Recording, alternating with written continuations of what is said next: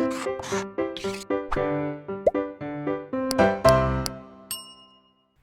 Students, blueprint detail में आपका स्वागत है बच्चों। मैं आपका फिजिक्स टीचर अनुज शर्मा।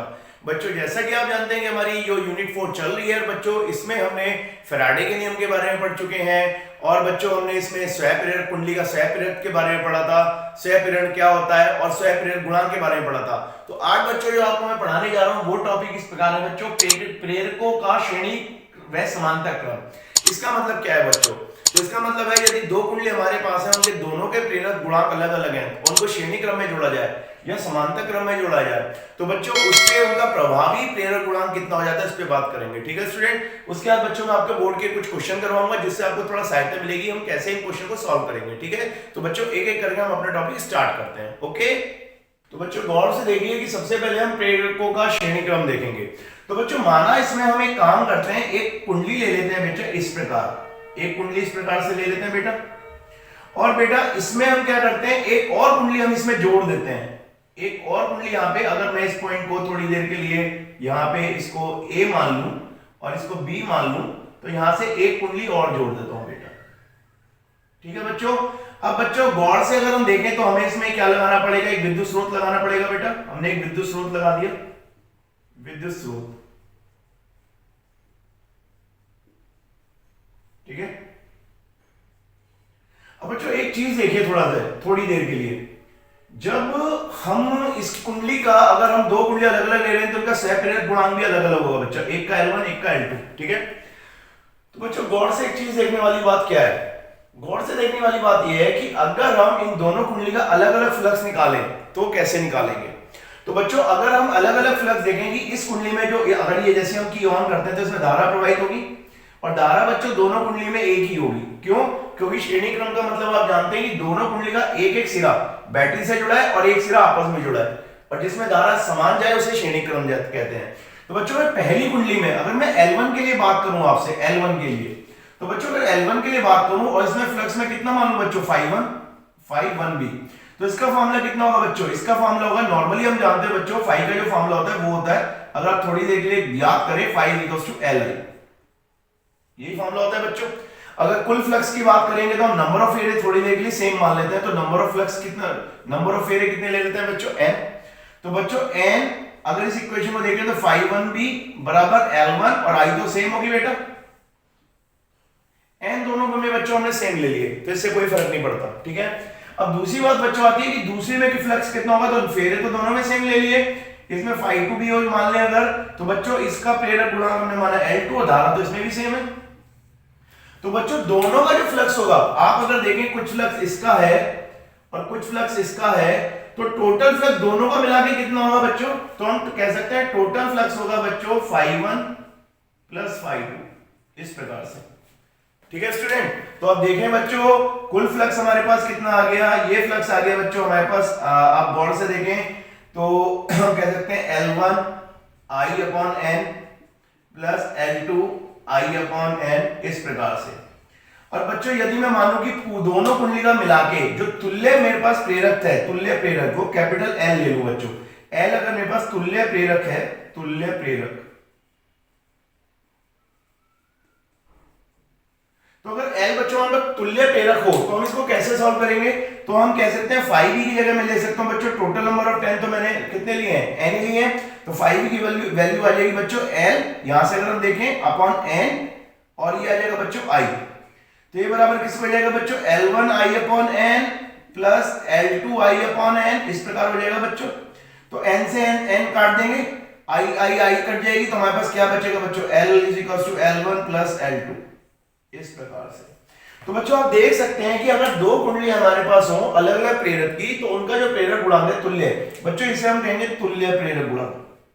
तो बच्चों ये बढ़ जाता है, ध्यान रखना श्रेणी क्रम में हमेशा तुल्य प्रेरक बढ़ जाएगा। ठीक है स्टूडेंट, अब बच्चों मैं इसको आपको समझाता हूं समांतर क्रम में। ओके स्टूडेंट, तो स्टूडेंट अब हम करते हैं प्रेरकों का समांतर क्रम। ठीक है बेटा, इसके लिए ध्यान रखना बच्चों, हमें दो कुंडली फिर से लेनी पड़ेंगी। हमने एक कुंडली इस प्रकार से ले ली जिसका सहप्रेरक हम L1 मान सकते हैं बच्चों, और एक कुंडली हमने इस प्रकार ले ली बच्चों, दूसरी कुंडली। दोनों की खास बात यह है कि बच्चों अगर इसको समांतर क्रम में जोड़ना है तो इसका क्या मतलब है, इसका मतलब ये है कि बच्चों दोनों कुंडली जिनके प्रेरक L1 है L2 है, दोनों कुंडली के दोनों सिरे, पहली कुंडली के दोनों सिरे, दूसरी कुंडली के दोनों सिरे बच्चों विद्युत स्रोत से जोड़े जाएंगे। ये समांतर क्रम कहलाता है बच्चों, ठीक है। इसे हम कह सकते हैं बच्चों विद्युत स्रोत, विद्युत स्रोत, ठीक है स्टूडेंट। अब गौर से देखने वाली बात यह है कि बच्चों जब हम यहाँ पे की को प्रेस करेंगे तो यहां से करंट क्या चलेगी बच्चों, आई चलेगी। ये आई बच्चों एक यहां पे डिवाइड होगी, एक यहां पे डिवाइड होगी, क्योंकि बच्चों समांतर क्रम में जो भी प्रेरित विभवांतर होगा बच्चों वो दोनों सिरों पे कैसा होगा, सेम होगा। और बच्चों I1 अलग अलग होगी, एक में I1 ऐसे जाएगी, एक में I2 इस तरीके से जाएगी बच्चों। तो कुल धारा कितनी है बच्चों, अगर हम देखें तो कुल धारा हमारे पास है I = I1 + I2, ठीक है बेटा। अब बच्चों अगर हम इंड्यूस ईएमएफ यानी प्रेरित विभवांतर का फॉर्मूला लगाएं तो बच्चों वो क्या होता है, E = -L di/dt। जहां पे बच्चों मैं मान सकता हूं जो L है बच्चों तुल्य प्रेरक है, तुल्य प्रेरक, तुल्य प्रेरक, इस प्रकार से, ठीक है बच्चों। अब बच्चों मुझे di/dt यानी मुझे धारा में परिवर्तन की दर चाहिए। तो अगर मैं पहली वाली समीकरण का बच्चों अवकलन कर दूं, समीकरण 1 का अवकलन करने पर, अवकलन, तो बच्चों समीकरण 1 का अवकलन अगर हम करें तो हमें क्या प्राप्त होगा, आप देखें जरा थोड़ी देर के लिए। तो बच्चों यहां में प्राप्त होगा di/dt, क्योंकि बच्चों हम समय के सापेक्ष कर रहे हैं, ये भी मैं आपको बता देता हूं, समय के सापेक्ष, ठीक है बच्चों। और यहां पे प्राप्त होगा बच्चों di1/dt + di2/dt, इस प्रकार से। तो बच्चों गौर से अगर हम देखें तो di1 हमारे पास कितना होगा, तो बच्चों गौर से अगर हम इस बात को करें, हम इक्वेशन को मान लेते हैं थोड़ी देर के लिए, ये फर्स्ट हो गई, ये सेकंड मान लें। तो बच्चों समीकरण सेकंड से हम कह सकते हैं जो E होगा बच्चों -L1, अगर पहली कुंडली के लिए लें तो यहां आ सकता है di1/dt। तो इसकी वैल्यू कितनी होगी बच्चों, di1/dt की वैल्यू होगी -E/L1, इस प्रकार। तो बच्चों इस समीकरण का नाम रख लो आप 3। इसी प्रकार बच्चों अगर हम दूसरी कुंडली के लिए लगाएंगे, हमने सपोज फर्स्ट के लिए ले लिया फॉर फर्स्ट, अगर बच्चों हम सेकंड कुंडली के लिए ले लें तो हमारे पास क्या आएगा, E = -L2 di2/dt। तो बच्चों अगर हम इसको देखें तो di2/dt कितना हो जाएगा बेटा, ये हो जाएगा -E/L2, ये इक्वेशन 4 हो गई। तो बच्चों गौर से देखें दोनों इक्वेशन हमारा अगर हम समीकरण 1 में रख दें तो हमें क्या प्राप्त होगा बच्चों, इसमें जो हमारे पास समीकरण 2 है, तो बच्चों हम कह सकते हैं, आप थोड़ी देर के लिए देखें समीकरण 2 व 4। तो बच्चों अगर हम समीकरण 2 में 4 की वैल्यू रख दें तो हमारे पास di1 कितना है बच्चों, आप गौर से अगर हम देखें तो यहां पे हमारे पास है 3 और 4 से, समीकरण 2 व 3 और 4 से बेटा। तो बच्चों 3 में हमारे पास di1/dt की वैल्यू है -E/L1, तो हम रख देंगे -E/L1। और बच्चों di2 की वैल्यू कितनी है, -E/L2। तो बच्चों ये हमारे किसके बराबर हो जाएगी, तो ये अगर हमारे पास अभी हम देखें तो ये हमारे पास बराबर है बच्चों di/dt के, ये आप देख सकते हैं बच्चों di/dt, इस प्रकार से। तो बच्चों अब इस समीकरण का नाम हम समीकरण 5 रख देते हैं, इस प्रकार से आप देखिए, ठीक है स्टूडेंट। तो अब ये समीकरण 5 जो हमारे पास है बच्चों, इस समीकरण 5 में हम di/dt की वैल्यू क्या रखेंगे, वो हम समीकरण 2 से रखेंगे बेटा, ठीक है। तो इसे ध्यान से करते हैं हम। तो देखो बच्चों अगर हम di/dt की वैल्यू यहां से निकाले बच्चों समीकरण 2 से, समीकरण 2 से देखो बच्चों, तो समीकरण 2 से बच्चों क्या वैल्यू निकलेगी, तो आप गौर से देख सकते हैं बच्चों di/dt हमारे पास होगा, di/dt ये बराबर होगा बच्चों -E/L। तो बच्चों ये सारी वैल्यू हम समीकरण 5 में रखें तो हमें क्या प्राप्त होगा, आप देख सकते हैं di/dt को हम रखते हैं -E/L बराबर -E/L1 -E/L2। तो बच्चों माइनस माइनस माइनस सबसे कट जाएगा, और आप देख सकते हैं कि दोनों कुंडली में जो प्रेरित विभवांतर है वो सेम है, तो ये E से E कट जाएगा। तो बच्चों में क्या प्राप्त होगा, हम कह सकते हैं 1/L बराबर 1/L1 + 1/L2, इस प्रकार। तो बच्चों ये हमें पता चल गया कि इस प्रकार से अगर समांतर क्रम में दो कुंडलियां लगाई जाएं तो उनके प्रेरक जो एक दूसरे के रेसिप्रोकल यानी उल्टे हो जाते हैं, 1/L1 + 1/L2। बच्चों आप इनको ऐसे भी लिख सकते हैं, L कितना हो जाएगा यहां से आप देख सकते हैं, तो बच्चों हम कह सकते हैं L हमारे पास हो जाएगा L1L2/L1 + L2।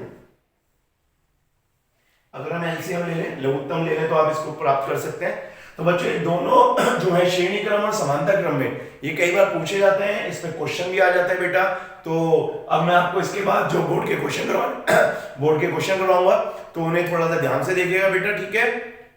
तो स्टूडेंट्स अब मैं आपको बोर्ड की न्यूमेरिकल कराता हूं बेटा, जो हमने सहप्रेरक गुणांक अब तक पढ़ा है, और जैसे जैसे हमने इसके बारे में देखा कि श्रेणी क्रम में कैसे जोड़ा जाता है, क्या क्या प्रभाव पड़ता है, या समानता क्रम में क्या प्रभाव पड़ता है, तो एक एक करके हम इनके न्यूमेरिकल पे बात करेंगे।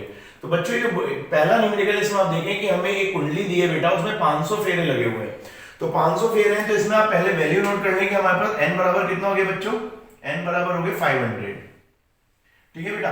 अब बात आती है बच्चों इसमें 2.5 एम्पीयर की दिश धारा प्रवाहित हो रही है। तो 5 एम्पीयर की दिश धारा का मतलब है बच्चों हमें I का मान दिया है, I का मान 5 एम्पीयर, ठीक है स्टूडेंट। अब बच्चों धारा प्रवाहित करने पर चूंकि उसमें चुंबकीय फ्लक्स उत्पन्न होगा, तो वो जो हमें फ्लक्स की वैल्यू दी है बच्चों, वो ये प्राप्त हो रही है हमें 1.4 10⁻⁻⁴ वेबर, ठीक है बच्चों। हमसे पूछा जाता है कि उस कुंडली का प्रेरक बताओ, तो यानी हमें क्या पूछा जाता है बेटा, हमें उसका L बताना है, स्वयं प्रेरक गुणांक, या हम कह सकते हैं प्रेरक, ठीक है बेटा। तो बच्चों इसके लिए हमने जो फॉर्मूला पढ़ा है वो क्या है बच्चों, जो हमें चुंबकीय फ्लक्स दिया है वो होता है 5e, ठीक है। लेकिन अगर उसमें फेरे हैं तो कुल फ्लक्स कितना हो जाएगा बच्चों, n से मल्टीप्लाई करनी पड़ेगी, और ये हो जाएगा L × I। तो ये तो आप अच्छी तरह समझ सकते हैं। तो बच्चों इसमें हमें क्या निकालना है, इसमें हमें निकालना है L।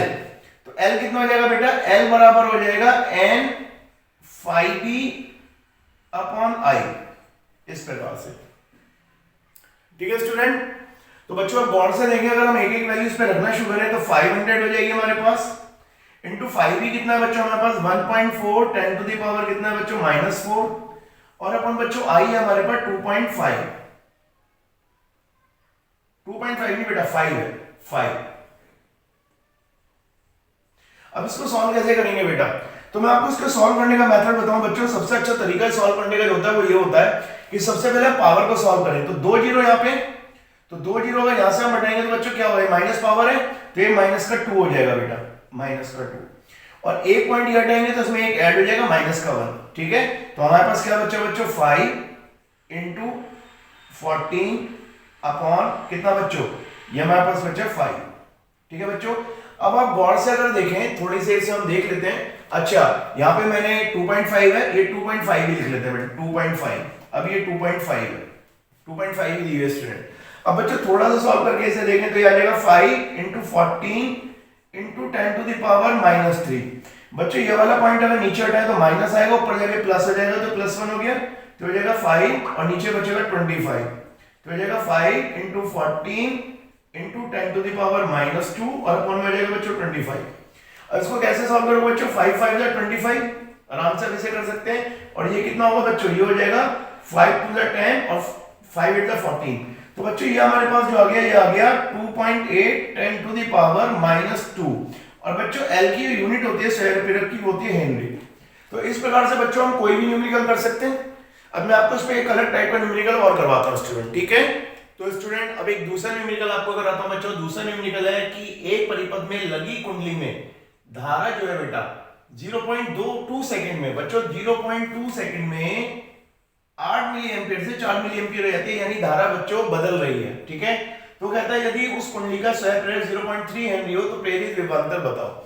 इसका मतलब बच्चों प्रेरित विभवांतर का फॉर्मूला आप देखें, माइनस का L ΔI/ΔT, यही होता है बेटा। अब इसमें डेल्टा आई कैसे लोगे स्टूडेंट, तो डेल्टा आई के लिए बेटा आपको क्या करना है, थोड़ा सा ध्यान से अगर आप देखें तो डेल्टा आई हमारे पास होगा बच्चों, जो हमारे पास बाद वाली करंट है यानी 4, और जो पहले करंट थी 8 मिली एम्पीयर से 4 मिली एम्पीयर, तो 4 - 8, इस प्रकार से कितने मिली एम्पीयर हो रही है बेटा, मिली एम्पीयर। तो बच्चों डेल्टा आई हमारे पास इतनी आ जाएगी, इसको हम कह सकते हैं -4 कह सकते हैं, और मिली को हम लिख सकते हैं बच्चों 10⁻³ तो ये हमारे पास क्या हो जाएगी, सीधा सीधा एम्पीयर बन जाएगी। और डेल्टा टी कितना है बच्चों हमारे पास, डेल्टा टी अगर आप देखें तो ये है 0.2 सेकंड, इस प्रकार। तो बच्चों सारी वैल्यू अगर हम यहां पे रख दें, अगर आप गौर से देखें तो हम ये सारी वैल्यू अगर यहां पे रख दें तो -L कितना है बेटा हमारे पास 0.3, और बच्चों 0.3 भी हमें मिली हेनरी है, मिली हेनरी, तो इसको भी हमें करना पड़ेगा 0.3 10⁻⁻3, ठीक है बेटा। तो अब ये 10⁻³ हो गई इंटू डेल्टा ई कितनी है बच्चों हमारे पास माइनस का 4 इंटू 10 टू द पावर -3 बच्चों, और अपॉन में क्या आएगा बच्चों, अपॉन में आएगा 0.2 इस प्रकार। तो बच्चों माइनस माइनस तो आप देख रहे हैं प्लस हो जाएगा, इस प्रकार से आप देख सकते हैं। तो बच्चों अगर हम इसको सॉल्व करें सही से तो आप देखें इसका क्या वैल्यू बैठेगी, इसकी वैल्यू बैठेगी बच्चों e बराबर 0.3 से बच्चों ये एक पॉइंट से पॉइंट कट गया, और ये आ जाएगा बच्चों 2 2 जा 4, इसे हम काट सकते हैं तो 3 2 जा 6 हो गया स्टूडेंट, और 10 टू द पावर -3 10 की घात -6, और बच्चों इसकी यूनिट हो जाएगी वोल्ट। तो बच्चों इतना प्रेरित विभवांतर इसमें उत्पन्न होगा। ठीक है बच्चों, तो आप देख सकते हैं स्टूडेंट अगर हमें धारा परिवर्तित हो रही है तो किस प्रकार से हम इन क्वेश्चनों को सॉल्व कर सकते हैं। बच्चों सबसे पहले वैल्यू नोट करिएगा, उसके बाद इसका आंसर दीजिएगा। ठीक है बच्चों, अब ये आज की हमारी क्लास समाप्त होती है। आगे के लिए हम इसको नेक्स्ट टॉपिक अगली क्लास में पढ़ेंगे, तब तक के लिए धन्यवाद।